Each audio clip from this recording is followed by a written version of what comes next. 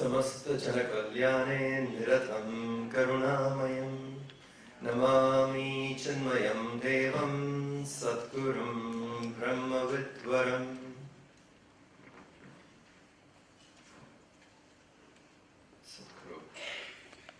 Let's chant the verses, what we covered yesterday.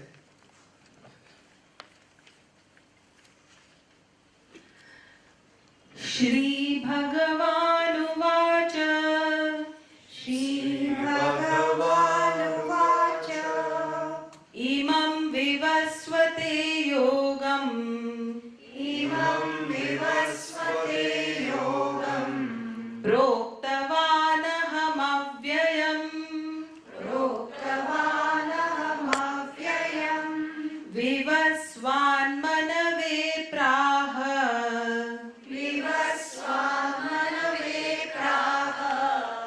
Manurikshvakave bravit Manurikshvakave bravit Evam parampara praptam Evam parampara praptam Imam rajarshayo viduhu Imam rajarshayo viduhu Sakale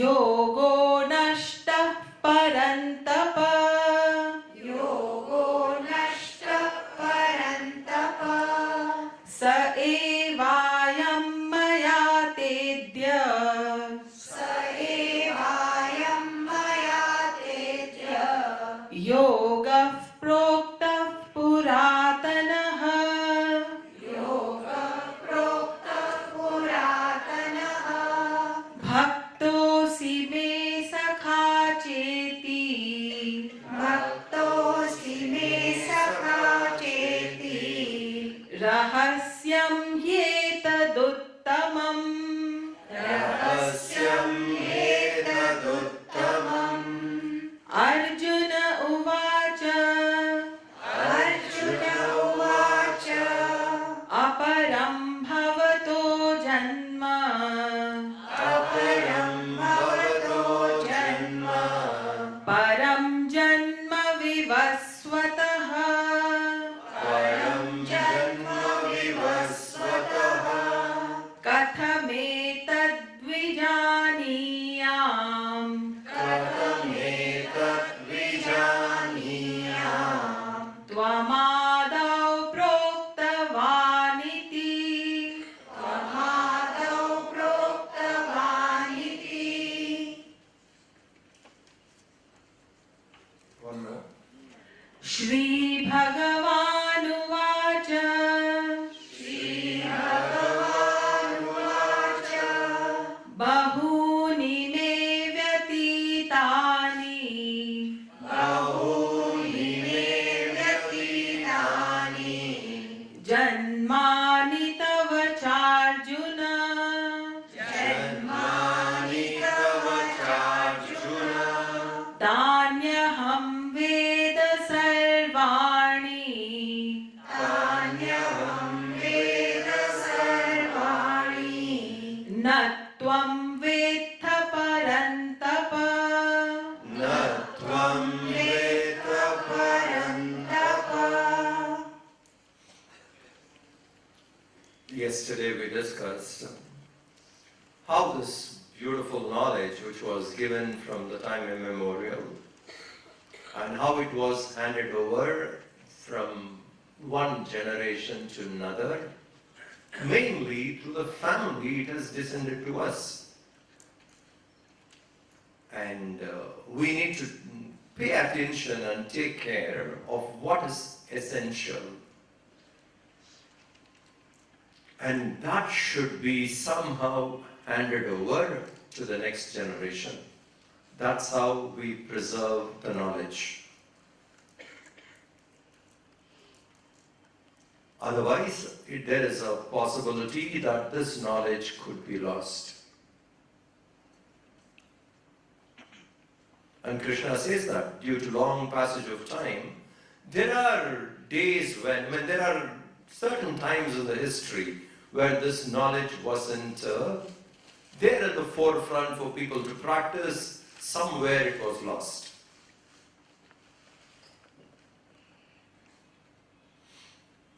Those could be the dark ages. So he says, unless we look into it, we would lose it. And we saw that yesterday, how from grandparents to grandchildren, if you see certain things gets lost. And then Arjuna had that question saying, I can't understand how you gave this knowledge from the beginning. From the beginning of the time, because you were just born now. For that Krishna replied saying, I knew all my births, whereas Arjuna, you do not know. A person who is enlightened, who knows the truth, will understand different manifestations. Whereas the ignorant one, who can't see beyond that life, would find it extremely difficult even to accept that there are possibilities of life other than this. So this is what Arjuna's question and Krishna answered. Now we shall go into the next verse, that is verse number 6. Ajopi sannavyayatma Ajopi sannavyayatma Bhutanamishwaropi san Bhutanamishwaropi san Prakritim swamadhisthaya Prakritim swamadhisthaya Sambhavam yatma mayaya Sambhavam yatma mayaya Ajopi sannavyayatma Bhutanamishwaropi san Prakritim swamadhisthaya Sambhavam yatma mayaya.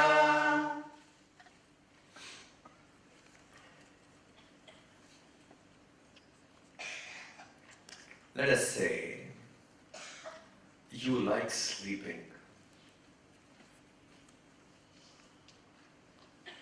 And you enjoy sleeping.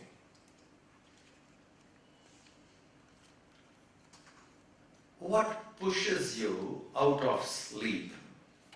Don't say alarm clock. There's no one to disturb, no alarm clock, nothing rings, the phones are switched off, and you are in deep sleep. What prompts you to get out of it? And let's say next day you don't like the things you want to do next day, you don't like, and it would be better if you sleep longer. And nobody to disturb. Nobody to wake you up. What pushes us out of sleep?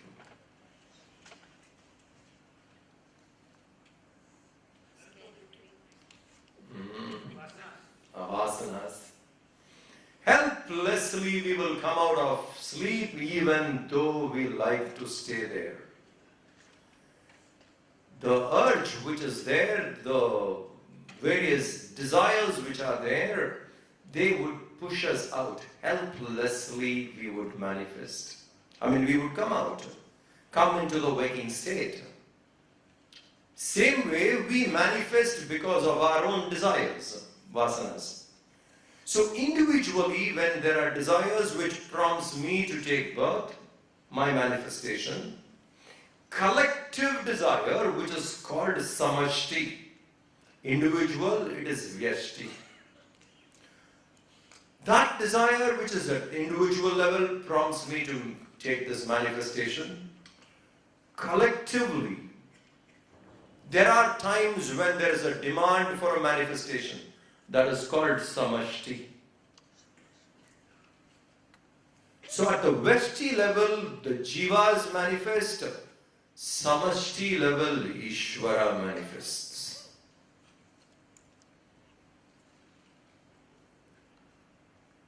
I come, I take birth because I wanted it.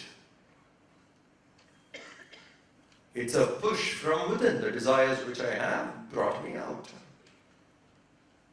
According to the desires, we take birth in that place, in that direction. Which is as a simple analysis would help us to understand. Let us say all of us go to a shopping mall. On landing, each one would go accordingly to their vasanas. According to their desire, they will go to the particular shop where that desire could be fulfilled. So it's the desire which is inside pushes the body in that direction. Same way the desires which are not fulfilled makes us manifest. And we come here into this world to get them exhausted. If we are alert, we would exhaust them intelligently without generating new. If we are not alert, we would exhaust them and also generate new. So once again, there is a set of desires unfulfilled. So then what happens? Punarapi jananam, punarapi maranam, punarapi janani jatare shayanam. Come back here again and again birth, again death, again being born again. It goes on. So like we have that vyashti, the desires in us pushes us to manifest. When there is a collective desire, samashti, Ishvara manifests. The Lord manifests. But there is a difference between Ishvara manifestation and a Jiva manifestation. When Ishvara manifests, he manifests with full awareness. When Jiva manifests forgetting his nature. Ishvara manifests with full awareness of his nature. So he is born as the Lord of Maya. When a Jiva is born as a victim of Maya.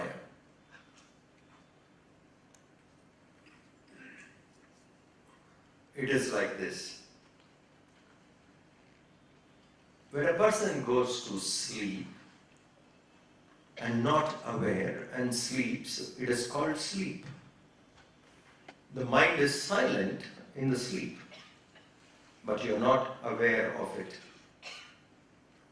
The mind is silent and you are aware of it. That is samadhi. The mind is quiet and you are aware of it. That is samadhi. You are conscious of it. Same way, when a jiva manifests with ignorance, not self-aware. When Ishvara manifests, he is fully conscious. So this is what Krishna says here. He says, Ajopi san avyayatma, bhutanam ishvaropi san, prakritim swam adhishtaya sambhavami atmamayaya. Ajopi san, though I am birthless, I remain always. The Lord was never born at one point of time. Atma was never born at one point of time. It existed always. And Avyayatma, and I am deathless. Beyond birth and death. Birth and death happens with manifestation. That which was existing without form existed always. So he says, though I am birthless and deathless, at times I do take Api san Ishvara Bhutanam, though I am the Lord of beings, I do take birth, Sambhavami, through my own Maya, Atma Maya, by my own Maya, by resorting to Swam Prakritim. Because that was the need at that time that Samashti has to manifest. Because the pressure of a vasana, etc., at the individual level makes an individual manifest.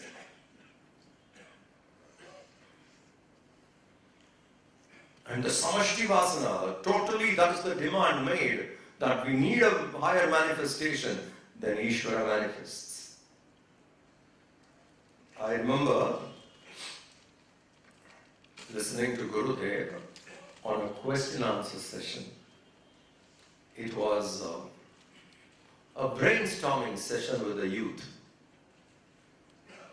And one of the youngsters asked this question: what is this vasana? Because we were talking about vasana manifestation. What is this vasana? In your discourse, I heard you talking about it. What is it? A youngster asking this question.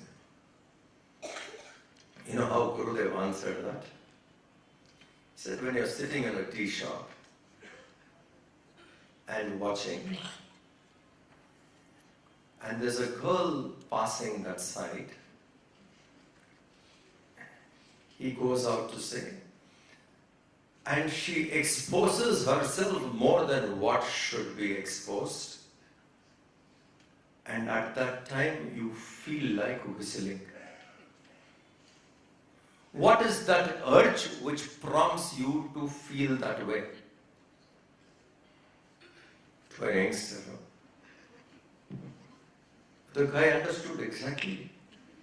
Helplessly you feel like doing it, whether it is right or wrong. Cannot control that urge. It pushes you out to do. What a brilliant teacher. A Vedantic fact, someone in a college is asking, what does that mean?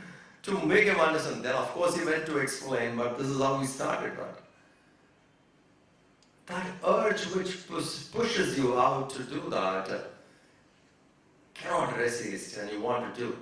How many times we do things? I'm not talking about whistling now, that's over.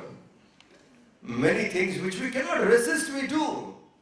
Sometimes we like doing it, sometimes we do not want to do it. The intellect says no, and yet we cannot resist. You see the pressure of the vasana which makes the body perform. The force of the thought. So that way, when there is a demand at the samashti level where we need a higher manifestation, the Lord appears. Why does that higher manifestation is demanded or needed? For what? What is the cause? What prompts samashti to have samashti vasana to demand an incarnation, a higher manifestation? What could be the cause? We see that in the next verse. Yada yada hi dharmasya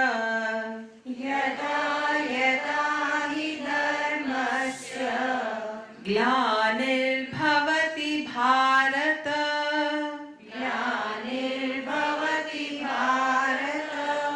abhyuthanam dharmasya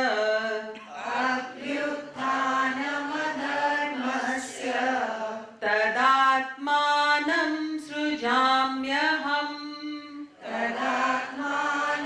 srujamyaham yada yada hi dharmasya glanir bhavati bharata abhyuthanam dharmasya tadatmanam srujamyaham.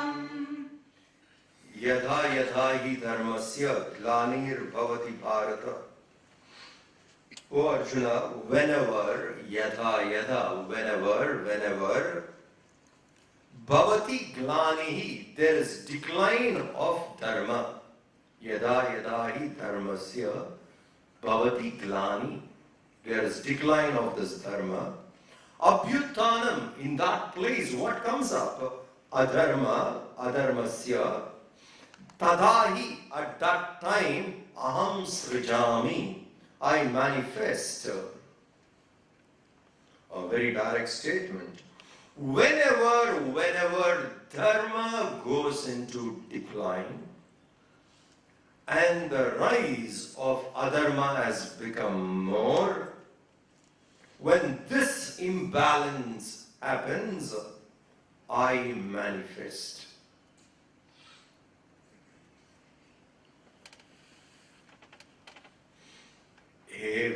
everybody unanimously will say, it is too late, he should have manifested by now. If we are talking about adharma, the amount of adharma which is there, and the Lord must have manifested, what is he doing? Late arrival.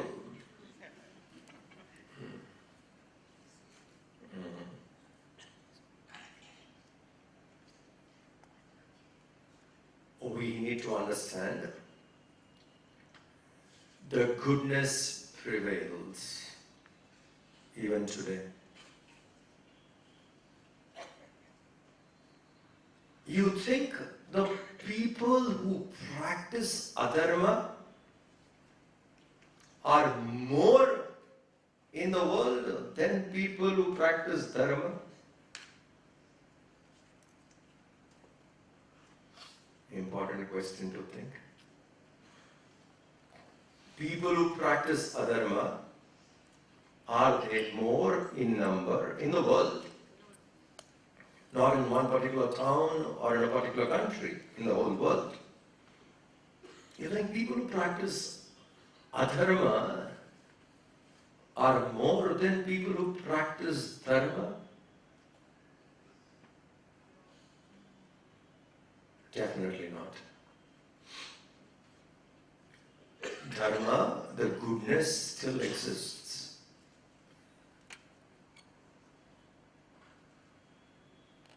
I remember Swamiji talking in the 10th chapter of the Gita where he explains what holds this world together. Still, not falling apart. Love. Love holds the world together. When there is love, you like to protect God. So this love holds the whole world together. So when the values are still that way, the imbalance has not happened, though we see. But it is not a situation where the manifestation of the Supreme needs to happen. Imbalance, what we see now, can be rectified.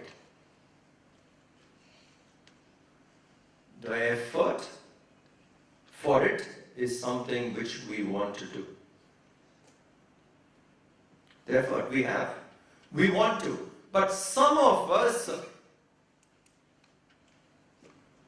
though we know we can do it, we don't follow. We give in. We give in. So when the imbalance becomes more and there is no clarity about dharma, an adharmic way of life increases, when that kind of an imbalance happens, the Lord says that's a samashti demand for Him to manifest.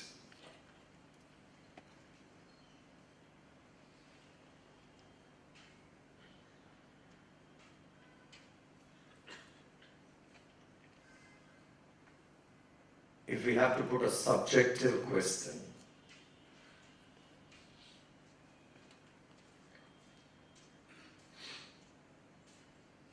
let's say a simple thing like breaking a traffic rule. How many of us here would not have done that?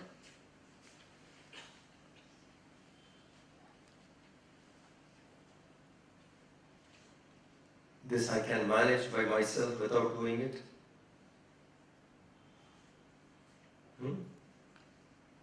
So I can do it. I can control myself without breaking a rule. Many things that way we still have control, we can do, and good people. A little adjustment, little self-control, commitment to values, that commitment should be a little more stronger, that's all. Then we can follow dharma. So it is not that kind of a situation where the Lord has to manifest. What we right now need is we need little more commitment to practice dharma. All that it needs is strengthening this commitment towards dharma, towards righteousness.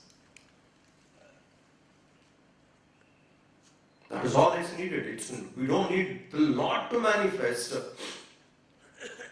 All that we just now, we need is subjectively, we just need a little more commitment to dharma, to righteousness, and we can practice. Many things in the world. People who don't practice, let us say, a few things here, in some other nation they go and they follow everything. When the rules are a little more clearer and stronger, people would practice. Many things in the life are like that. It only needs a little more commitment to righteousness. If we have that commitment, things would fall in place. So if we ask why the Lord has not come, the situation is not that bad.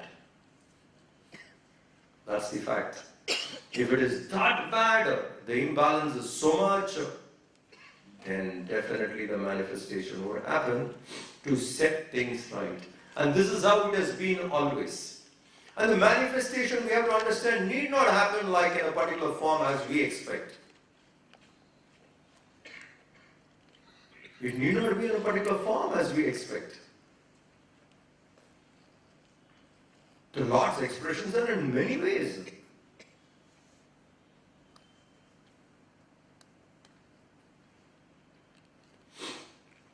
For example, the first avatar, one of the avatars, which we really talk about is Matsya avatar.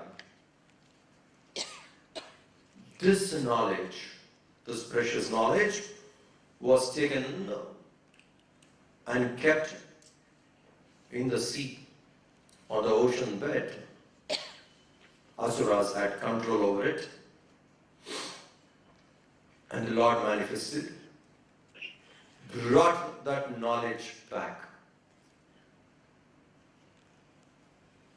There must have been times in our own life or around us or in the history which we read, there would be times where this knowledge was lost and different sets of people came, lifted it back. Matsya Avatar. Don't think that the real Vedas were under the ocean and the Lord had to take the shape of a fish and brought it. That is very poetically described. The Vedas which were lost were brought back. We could have access to it. So it need not be just one person. It could be a movement. It could be many, many people again bringing it up. So that way we will find wherever the imbalance happens, the Lord would manifest in different forms, set it up.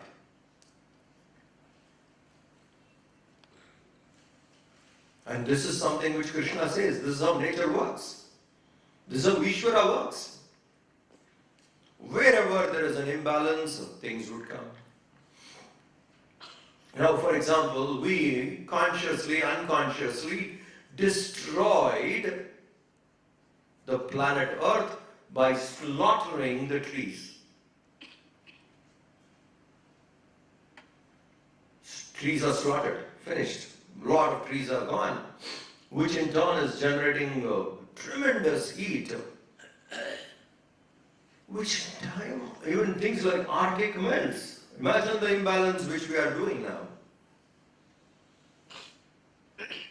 What does it need? Little commitment for few years, each one of us looking after 2-3 trees. Plant and take care. That is all it is needed. The imbalance can get back to balance. Only that much is needed. Otherwise we see that, and naturally the moment we understand it is so alarming, it would become a policy of the world that we plant trees and every person has a responsibility of looking after it. the balance will come back. This is what he says. Whenever there is a decline and it has to be set right, you will find the Supreme manifesting in different forms and setting it right. So adharma, the wrong way of life. Basically for adharma, the wrong way of life, what makes a person behave in adharmic way? One is definitely ignorance, second is deep selfishness, extreme selfishness. Pushes a person to behave in a particular way. And that way, if it really spreads, the world becomes extremely selfish, and breaking all dharma, we will find the manifestation happening. And this is a promise, and if we wake up to the world and when we see this happening always. Whenever on anything, if there is a decline, slowly we see the balance coming back. Right now, what we can easily perceive is the trees, which I was giving you as an example. We slaughtered, the imbalance has come. Many people have become conscious now, which was not there earlier. People were not aware. Now today, so many people are conscious. And progressive steps have happened last 15, 20, 25 years now. And if this awareness spreads a little more, definitely more people will be committed. The balance will come back. So whenever there is a decline, the samashti somehow comes, prepares, and the balance comes up. This is one. And the next step, he goes further. This is how whenever there is imbalance, adharma takes over, wrong way of life takes over, the Lord manifests to keep the balance. And there could be sometimes you find a manifestation directly happening, and that could be for specific reasons, which is pointed out in the next verse. Paritrāṇāya sadhūnām, Paritrāṇāya sadhūnām, Vināṣāya ca duṣkritāṃ, Vināṣāya ca duṣkritāṃ, Dharma samsthapanārthāya, Dharma samsthapanārthāya, Sambhavāmi yuge yuge, Sambhavāmi yuge yuge, Paritrāṇāya sadhūnām, Vināṣāya ca duṣkritāṃ, Dharma samsthapanārthāya, Sambhavāmi yuge yuge.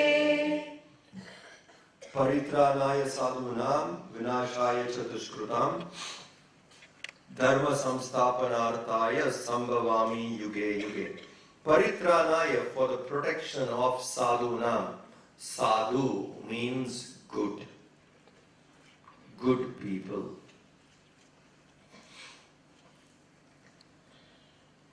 Sadhu is not, we cannot interpret the word sadhu as people in ochre clad. Sadhu means good. So nowadays we see interpretations. He is a very good sadhu. Sadhu means good. He is a very good sadhu.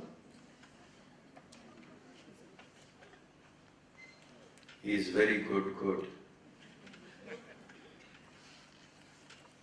Anybody can be a sadhu. It is not sannyasins, but generally the term has become that way, but the original meaning is good people, goodness. So he says here, for the protection of good people who are righteous, to protect them. Righteous. and for the destruction, vinashaya dushkritam, and for the destruction of the unrighteous, whenever it is needed, and for the establishment, dharma samsthapanarthaya, and once again to establish this dharma, sambhavami yuge yuge, in every age I manifest, says Krishna.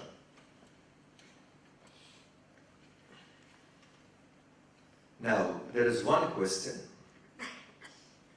Many a times we say, such a good person is suffering. Why a good person suffers?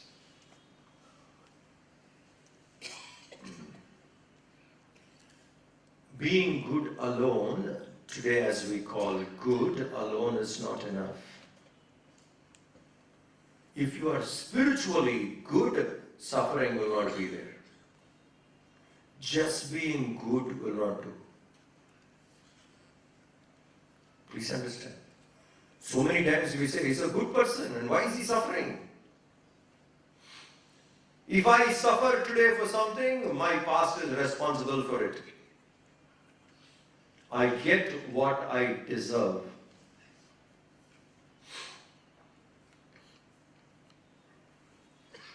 And thank God that this law works perfectly well.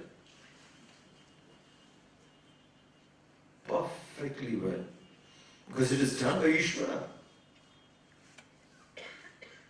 If this was to be handled by humans, then we would have corrupted law of karma too. If it is in our hands, we would have gone law of karma, we would have corrupted. It is with Ishvara untouched, who is the same to everybody. Everyone Ishvara looks equally. As I deserve, what I deserve, I will get. So we need to remember this very clearly. However smart one can be, clever, cunning, you cannot dodge karma. That cannot. You cannot dodge karma. We will get it. What we deserve will come to us. So this is one part of it. So why good people suffer? Good people, just being good is not enough because there can be suffering to it. But if we have taken to spirituality, Atma Vidya, then that is a defense over suffering. Not that suffering or actions or incidents will not be there, but the pain part of it would be reduced. This is what spiritual science does. We evolve towards divine. In the process of evolving, whatever the world offers us, if there are something which is painful, it won't hurt us as much as it hurts an ignorant person. Because spirituality is a beautiful difference there. So good people suffering, they suffer because of their own actions. But if they have that spiritual knowledge along with that, then the suffering is at the minimum level. Because the spiritual strength makes you respond better. We continuously improve how to respond. How we respond to various things world offers is very important. And that's a great learning. Please remember, when you have to respond to something, ask yourself, in this situation, what is the best way I can respond? Think. Various situations come to us. I need to respond to it. How should I respond? I responded earlier or I reacted earlier this way. What would be the better response?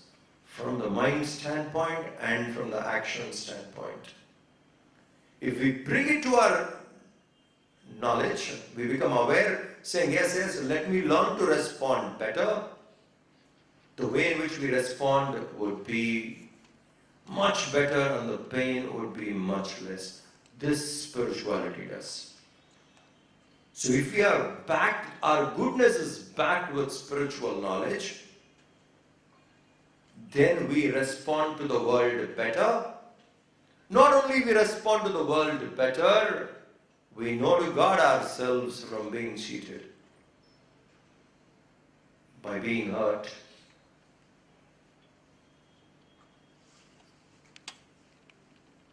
Gurudev uses a beautiful term. He calls this aggressive goodness. That is something we have to develop. Just being good? No. When I am spiritually inclined, I have spiritual backing, I respond to the world much better. And if the people in the world would like to take advantage of me, you will not allow it to happen because your aggressive goodness will guard.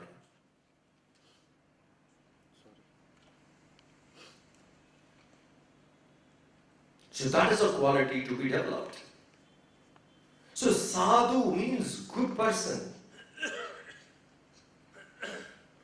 Whenever that kind of a good person is subjected to torture,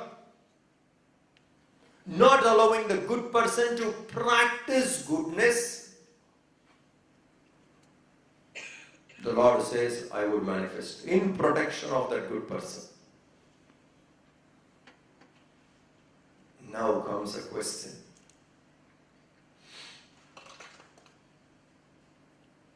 Who are the people objecting you practicing goodness?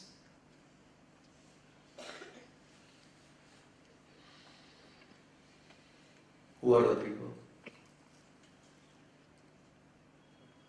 My neighbor objects very strongly. What? Me practicing goodness. Who objects?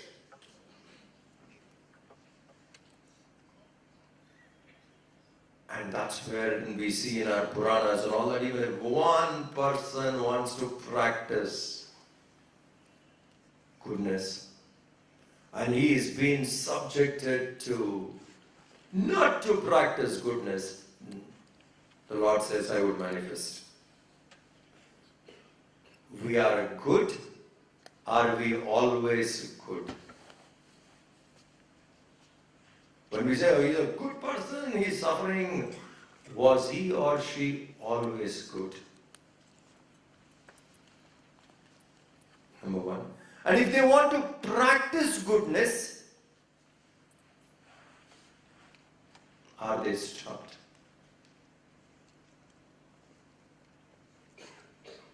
We may pick up incidents like, here I want to practice and they did not allow me to practice. But what about other areas you practiced? Was always good? Subject. So it's a beautiful promise. If we learn to commit to that value of goodness, which I told you is spiritually inclined, then that itself will be taken care. Paritranaya sadhunam vinashaya chadushkrutam. That itself will take care. If that way one is not allowed to practice, we can see the manifestation happening. Prahalad, for example, was not allowed. He wanted to practice, all kinds of obstacles came on his way and he was not allowed to practice, but he did not give up. He held on not to compromise. Most of the compromises which happen in the world are pressures from within and outside. I want something, therefore I compromise. It's a pressure from within. It's not an outside external force stopping. It is forces within. So when the forces within are pushing, we keep compromising. And on something I want to hold on and on this I won't compromise. That's why the question is, were you always good? No, I made enough compromises, but on this I don't want to compromise. You can't dodge law of karma. We cannot dodge that. Because wherever it was convenient, I compromised. On something I want to stand by it and not to compromise. And here I am not compromising. I want the Lord to come. But what about other things? Where it was convenient, I compromised. Please understand? Now you understand. We can never dodge this law of karma. You compromised earlier and here you don't want, okay? Some support help may come, but if a person practices that way, uncompromising, the manifestation, the good for protecting that sadhu, the Lord would manifest. And this is a promise. So we need to understand, now onwards at least. First, let us become a sadhu. That's what we need to practice. Sadhu means a person who does not compromise on goodness, sticks to it. Goodness, not our idea, interpretation of goodness generally is not telling lies, not cheating people, helping, being kind. This is what we call goodness. These are nice values which can give you a lot of shanti, peace. But please understand that's not complete. Goodness can't be only with kind of a value of not cheating or not telling lies. I did my duty. That's not enough. One main duty, your own evolution, progress. Having manifested, you have to progress towards divine. That duty people ignore. Spiritual study, spiritual growth, people ignore. That's why goodness includes this. Goodness includes spirituality. That way we commit and we become a sadhu and we start practicing no compromise. And if we are compelled by various forces, the help comes and you do not know how it comes. It comes. Paritranaya sadhunam vinashaya chadushkritam. It can be in various forms. You will find help reaching you. This is a promise. So what we need to do here is, the dignity of human being is committing to the higher values. We have seen the world. We have seen sufficiently enough of this world. Gone through this so many times. It's only repetition, isn't it? How much more is there in this world for us to know? Life has offered enough, isn't it? We have seen. So it's time that we commit. We become a sadhu. Then with that commitment, when we are a sadhu, and we learn to practice and progress that way, obstacles can come, but they will get removed. In some form or other, you see it happening. So these two verses where Krishna says, when there is imbalance, I do manifest to set it right. And if a person, a sadhu, is not allowed to practice sadhutva, I manifest. And we should not say the interpretation, we should understand sadhu very clearly. Sometimes we have a lot of sympathy for good people. We say, isn't it? He's a good person. I don't know why he suffers. Good person. That good person ignored one value. His own growth, his own evolution. He ignored that. He's a good person, but that he ignored. for your own growth, because the manifestation, after all, we are manifested to evolve. If that is ignored, then we are not good enough. So that way we take up then the sadhu. One person not compromising, you will find divine intervention coming there to protect that person and to destroy the evil. So this is a promise. So we need to understand, as seekers, we need to understand that I would attempt being a sadhu means I would practice goodness, I would practice aggressive goodness, I would commit myself to that and not compromise further. All these small compromises makes us lose the higher. In the long run, it's only a loss. Having come here, I have gained a few other things in the world due to compromises, but I missed.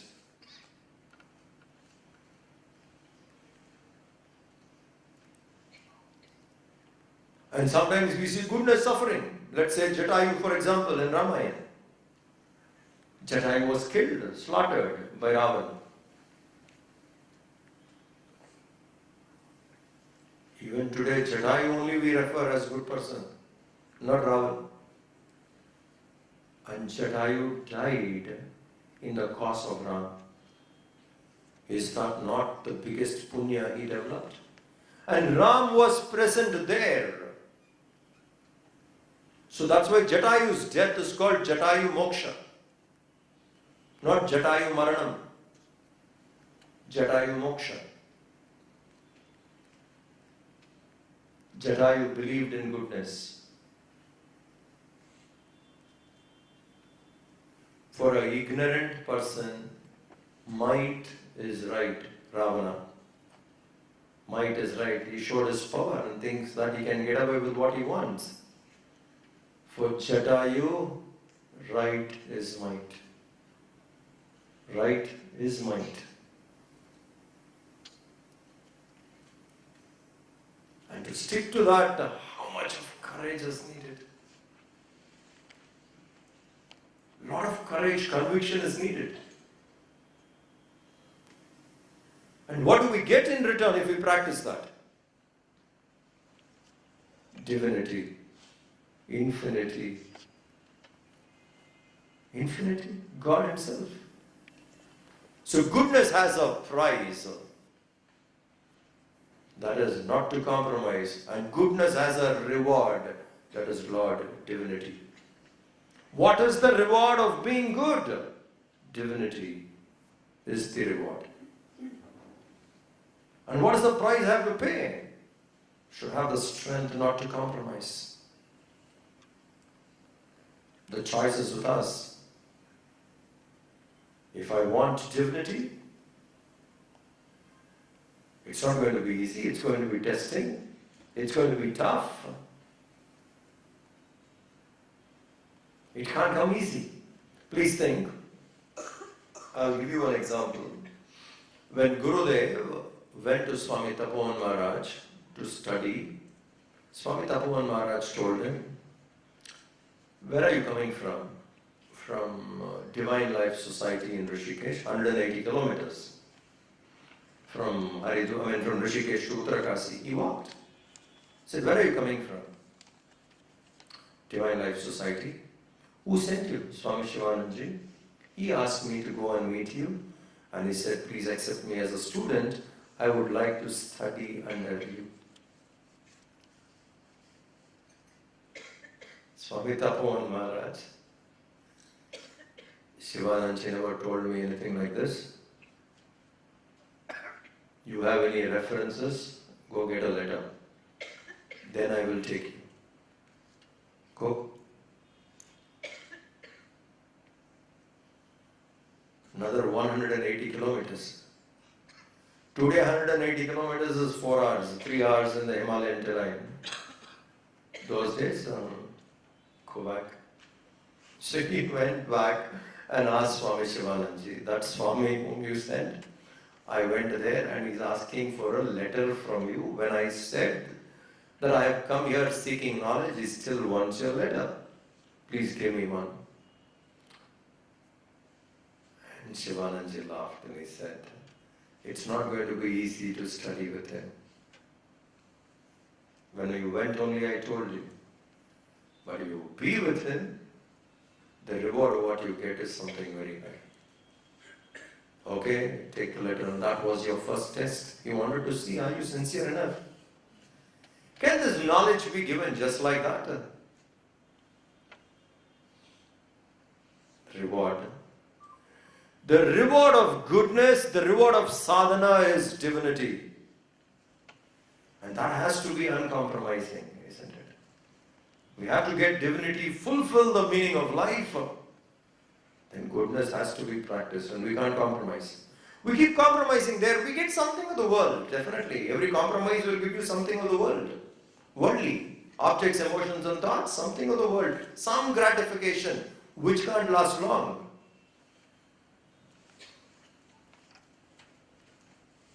So divinity is a goal, divinity is a reward of practicing sadhutva.